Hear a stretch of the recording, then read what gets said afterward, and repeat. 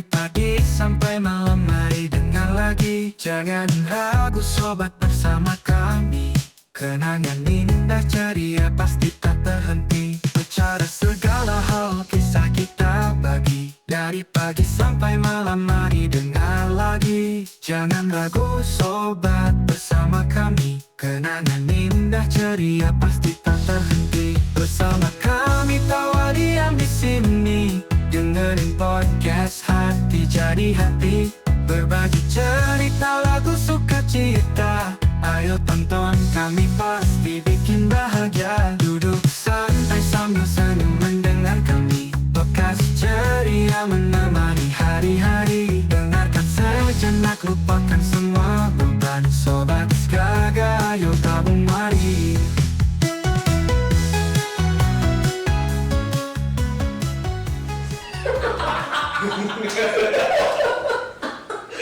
Halo, assalamualaikum warahmatullahi wabarakatuh. Waalaikumsalam. Kembali lagi kita di Skaga Podcast. Mabar, masalah belajar kita cari solusinya di sini. Kita sudah masuk di season kedua. Kemarin kita sudah mengumpulkan pertanyaan-pertanyaan tuh di sama netizen tuh. Netizen termasuk siswa-siswa. Banyak pertanyaan tentang komputer, pengetahuan tentang komputer, dia bingung kayak mana speknya gini dan. Nah, oleh karena itu kita datangkan Master IT kita, Kepala Lab Komputer SMK Negeri 3 Tanah Grogol, Bapak Budi Iksan Nugraha. Halo, assalamualaikum sobat sekalian. Apa kabarnya hari ini? Semoga semuanya sehat ya. Oke, gimana nih? Nah, ini ada pertanyaan lagi nih, kita dari pertanyaan lagi ya. Emang lu berapa kali sudah pertanyaan? Sebenarnya banyak sih. Nah, pertanyaan pertama ya. Ini dari siswa ya, dari calon siswa. Calon siswa kayaknya sih. Dari netizen ya. Dari netizen. Karena ini kan dilempar dia di Instagram ya pertanyaannya ya. Oh, saya tahu ya. bisa. Kita ke situ pertanyaannya. Oke, pertanyaan pertama dari Ardiansyah Saputra. Masuk SMK 3 apa wajib punya laptop? Masuk SMK 3 apa wajib punya laptop? Sebenarnya ini gimana ya? Enggak wajib sebenarnya sih. Jadi gini, ketika di SMK 3 kita kan punya 9 jurusan. Nah, dari 9 jurusan ini ada beberapa jurusan yang memang itu penekanan untuk mengerjakan tugasnya itu menggunakan perangkat komputer. Jadi nggak laptop sih, komputer sebenarnya. Lebih ngeri dong. Enggak, sebenarnya enggak. Artinya kan bisa ngerental, bisa apa kayak gitu. Jadi sebenarnya dianjurkan untuk memiliki laptop. Bukan wajib ya. Kalau wajib itu kan istilahnya kalau nggak punya nggak boleh kayak gitu. Kalau kita di sini masih bisa, silakan. Cuman ketika disuruh mengerjakan tugas, maka siswa tersebut harus bisa mengerjakan tugas itu ya di komputer, perangkat komputer. Karena kan untuk kebutuhan tugas tadi misalkan menggunakan AutoCAD atau Inventor itu kan harus pakai komputer gitu. Tapi untuk kewajiban memiliki sebenarnya tidak. DPIB ya? DPIB juga, kemudian teknik pemesinan juga, dan beberapa jurusan lain juga ada kebutuhan komputernya. Tapi kalau kita pikir, maksudnya kalau kita telah lagi, proses sekolahnya kan 3 tahun ya, ini nggak cuma buat 1 bulan 2 bulan. Nah, sebenarnya ketika siswa ini punya laptop, itu buat investasi dirinya sendiri juga. Selama 3 tahun, nggak perlu lagi repot-repot minjem punya teman, nggak perlu lagi repot-repot minjem punya saudara. Ketika dia ada tugas, dia bisa ngerjain kapanpun, dimanapun, nggak perlu lagi rebutan. Dan itu kan dipakainya selama 3 tahun. Alhamdulillah syukur-syukur malah bisa dipakai sampai dia misalkan nanti kuliah atau bekerja. Jadi walaupun sebenarnya tidak diwajibkan, tapi disarankan untuk kemudahan siswanya belajar juga. Tapi kalau di SMK 3 sendiri, rata-rata memang orang tuanya membelikan. Karena udah kita jelasin tadi bahwa memang itu penting gitu. Laptop itu penting walaupun tidak wajib seperti itu. Tapi misalnya dia tidak bisa, jangan khawatir untuk masuk gitu ya. Biasanya dibakar kalau enggak apa-apa. Dia persyaratan masuk sekolah kita tidak ada surat bersedia harus model laptop, nggak ada. Atau misalkan surat harus punya laptop yang dengan spek sekian, nggak ada gitu. Karena laptop itu sebagai alat penunjang di sini kayak gitu, alat penunjang belajarnya. Tapi ketika dia nanti ngerjain tugas, dia harus bisa mengerjakan tugas itu menggunakan komputer. Karena misalkan kayak menggambar 3D dan lain-lain, itu kan nggak mungkin digambar di kertas, harus pakai perangkat komputer. seperti itu. Tapi gunanya nanti misalnya ada lab komputer nih, ada lab DPIB, kita bisa Iya. juga belajar di situ Pak ya? Bisa, Ah. bisa. Jadi ada kalau di SMK 3 untuk lab komputer itu ada di jurusan DPIB kalau yang lab kejuruannya ya. Kemudian di teknik pemesinan itu juga ada sendiri untuk lab desainnya gitu.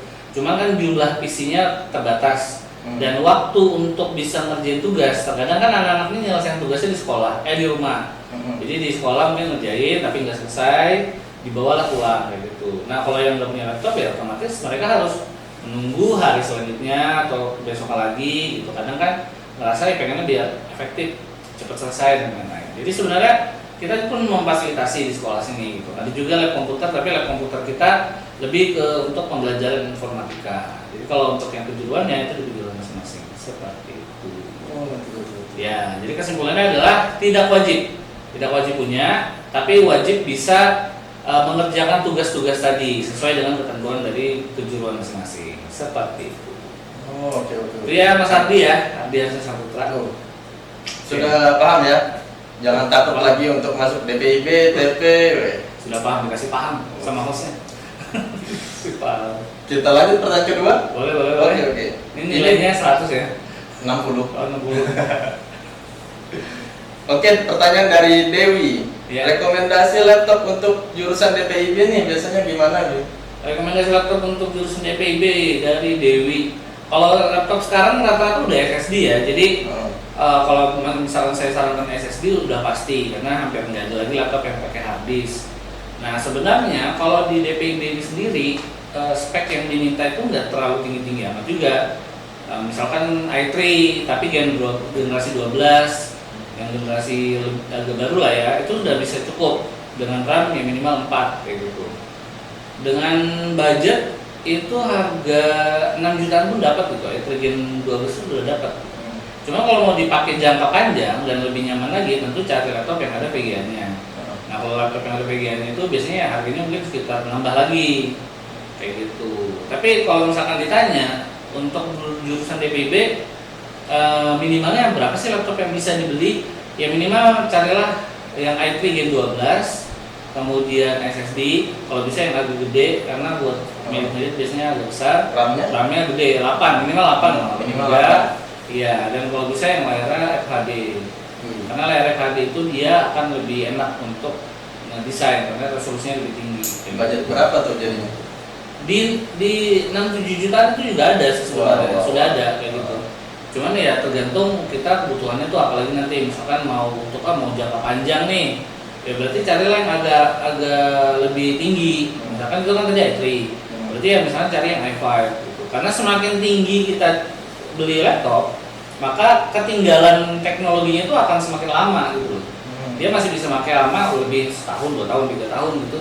Karena dia speknya sudah dari start awal sudah tinggi, jadi dia nggak terlalu ketinggalan. Seperti itu.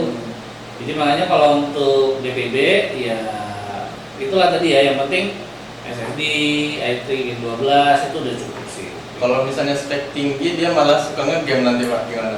Nah itu dikembalikan ke anak sih ya. Siapa tahu dia memang cita-citanya jadi gamers itu kan ya. Cuman salah masuk berarti. Ya asal selingan sih nggak apa-apa gitu, selingan. Dan memang laptop yang spek tinggi ya akan sangat memudahkan ketika dia ngerjain tugas, kemudian dia render apa segala, ya akan sangat memudahkan seperti itu. Jadi kalau buat DPB ya itu tadi minimal yang i3 Gen 12 itu udah oke lah. Kayak gitu. i3 Gen 12 Pak ya? Iya, Oke. i3 Gen 12 sudah oke lah. Di bawah itu sebenarnya sih bisa, tapi kalau saran saya sih karena ini udah 2024, carilah yang i3 Gen 12. Karena i3 Gen 12 itu sendiri usianya udah 3 tahun. Jadi di bawah itu tuh udah terlalu jadul takutnya kayak gitu. Kayak anak aja Pak ya, ada usianya 3 Iya, tahun. dia memang lagi lucu-lucunya sih. Belum TK cuma. Oke, pertanyaan selanjutnya. Oke. Lanjut pertanyaan. Paham sudah ya? Weh. Aduh, Kayak guru kita ini Pak. Kasih paham. Emang guru ya. Pertanyaan ketiga, tips memilih laptop untuk pelajar. Tuh tadi untuk DPIB, sekarang untuk pelajar biasanya itu. Ini lebih umum ya. Tips memilih laptop untuk pelajar. Sebenarnya tergantung dia pelajarnya tingkat apa kayak gitu. Karena ada pelajar SD itu nggak butuh spek tinggi kayak gitu kan. Hmm. Nah cuman gini, jadi saya tuh sering juga tuh kadang ditanya sama orang tua siswa gitu, Pak kalau buat pelajar speknya cukup nggak yang rendah-rendah? Nah kalau saya bilang malah enggak, terus terang malah enggak. Jadi banyak orang beranggapan laptop buat kerja itu spek tinggi, laptop buat pelajar itu spek rendah. Kenyataannya ketika dia masih pelajar, itu justru dia banyak butuh spek tinggi karena ujung-ujungnya nanti ada tuntutan untuk bikin video, untuk ngedit-ngedit gambar. Misalkan dia SD nih, SD apa SMP? SMP, SMA kayak gitu kan. Mereka kadang zaman sekarang kan udah perkembangan teknologi ya. Mereka kadang disuruh bikin Canva, bikin desain, bikin presentasi. Malah kadang ada yang disuruh bikin video-video pendek kayak gitu kan. Nah jadi justru malah pelajar-pelajar sekarang ini tuntutan spek itu sebenarnya makin tinggi. Sedangkan orang-orang bekerja apa sih dipakainya kayak gitu kan? Paling buat ngetik kayak gitu kan, PowerPoint, Excel kayak gitu. Justru malah orang kerja itu kalau misalkan spek yang diminta ya udah spek biasa-biasa aja. Kecuali kalau memang kerjaan itu editing gitu, editing, desain yang memang butuh spek tinggi. Jadi kalau misalkan ditanya untuk pelajar, sebenarnya ini Rusdi ya. Rusdi, ya, Rusdi. Sebagai apa nih Rusdi? Apakah Anda orang tua atau Anda siswanya? Terus kalau misalkan sebagai orang tua, lihat kebutuhan anaknya. Anaknya ini di sekolah, kebiasaan dari sekolahnya ini gimana? Apakah disuruh ngerjain tugas, misalkan bikin video, gitu kan? Zaman sekarang sering ya disuruh bikin video, diupload gitu kan untuk P5 atau lain-lain. Artinya spek yang diminta pun ya harus agak bagus gitu. Kasihan anaknya masih SMP dikasih spek rendah, dikasih tugas sama gurunya nge-lag gitu. Kan kasihan. Malah sebenarnya ya harus disesuaikan. Bukan berarti harus mahal. Karena sekarang sebenarnya spek-spek yang tinggi itu banyak laptop murah, speknya bagus. Ketahanannya tergantung orangnya. Tergantung pemakai usernya seperti itu. Jadi gitu buat Rusdi ya. Oke, itu untuk Rusdi tadi. Gimana pertanyaan keempat kita mulai? Boleh.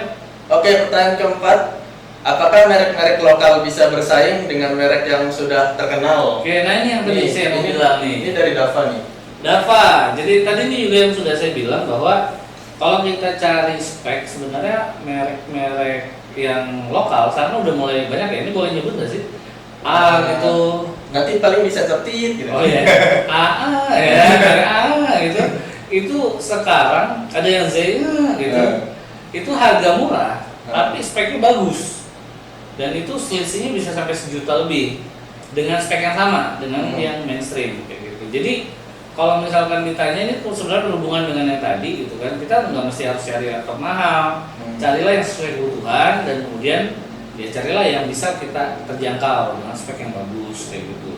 Apakah ketahanannya bisa bersaing dengan merek yang sudah terkenal? Kalau jawaban saya sih sebenarnya bisa, tapi tergantung pemakaian dari user kayak gitu. Karena memang ada beberapa keluhan tentang build quality.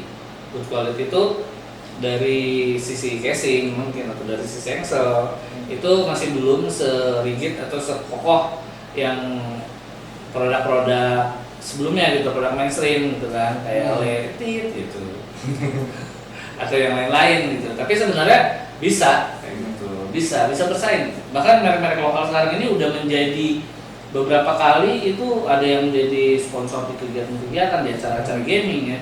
Bahkan sampai banyak lah mereka itu artinya udah research and development-nya udah lumayan bagus dan bisa bersaing di harga lokal dengan spek yang bagus. Jadi bisa jadi alternatif. Kadang gengsi-gengsian tuh siswa tuh, aku punya laptop ini, aku punya ini, kamu dari lokal doang gitu. Benar betul.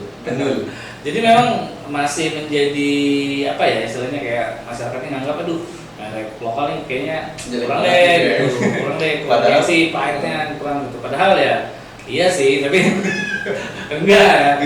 Ya maksudnya tergantung orangnya gitu. Kalau misalkan belum orangnya ya bisa-bisa aja nggak masalah gitu melihat speknya aja. Yang penting bisa dipakai itu bagus. Saya bilang seperti itu. Jadi spek-spek itu tergantung kebutuhan, Pak ya. Betul, tergantung kebutuhan. Oke. Ya, kita lanjut pertanyaan terakhir nih, Pak. Boleh. Laptop yang sering nge-lag, mohon berikan solusinya. Laptopnya Ganti. nge-lag nih. Ganti. Wah, diganti buang aja. Siapa sih dari apa? Si Muhammad Ridho. Dari Muhammad Ridho, langsung saya sering like, mohon berikan solusinya. Janganlah dibuang Pak. Upgrade kah, SSD-nya kah, apanya gitu. Nah, makanya sebenarnya kalau yang pertanyaan seperti ini nih, kita ngeliat kronologinya. Dia pada saat seperti apa. Kemudian nge-lag di sini itu apa gitu. Karena kan nge-lag itu banyak ya, ada yang blue screen, ada yang mati tiba-tiba, ada yang memang hang, nge-freeze, ada yang ornamen, dia kayak mozaik yang kayak warna-warni gitu. Dan itu masing-masing itu macam-macam penyebabnya. Gitu. Jadi kalau dia bilang lag, sebenarnya tergantung dulu apa nih, kayak gitu kan. Bagaimana pemakaiannya seperti apa. Kalau misalkan kalau misalkan itu laptop yang udah dipakai pemakaian berat selama 2-3 tahun, kemudian suka nge-lag, antara dua sih, antara misalkan memang udah tua. Iya, udah tua kayak gitu. Pastanya kering, udah kotor kayak gitu kan. Harus di-maintenance lagi, atau mungkin juga speknya udah ketinggalan. Karena kayak tadi kembali ke yang pertama, dia beli laptop spek rendah itu jedanya ya cuma bisa sebentar lama udah ketinggalan. Tapi kalau misalkan ngambil spek tinggi, itu bisa lebih lama pemakaiannya. Komputer paling punya itu komputer tabung kan Pak? Tertabung. Oke, karena kamera saya sudah dicabut. Jadi bagaimana? Sudah kita akhiri? Itu aja tadi pertanyaan-pertanyaan yang kita bisa bahas. Ya. Terima kasih buat semua yang sudah nanya ya. Terima kasih banyak dan semoga jawaban-jawaban saya tadi memuaskan, dan mungkin jika ada yang salah bisa dikomen di bawah. Kalau misalkan ada atau mungkin ada pertanyaan-pertanyaan lain, silahkan komen di bawah, nanti kita jawab di episode selanjutnya ya Mas ya. Terima kasih Pak Budi. Sama-sama. Pertanyaan yang jawaban yang berbobot sekali. Oke, kita tutup di sini aja. Terima kasih kepada semuanya. Jangan lupa like, comment, and subscribe. Kembali lagi di sini. Sudah. Kembali lagi di sini.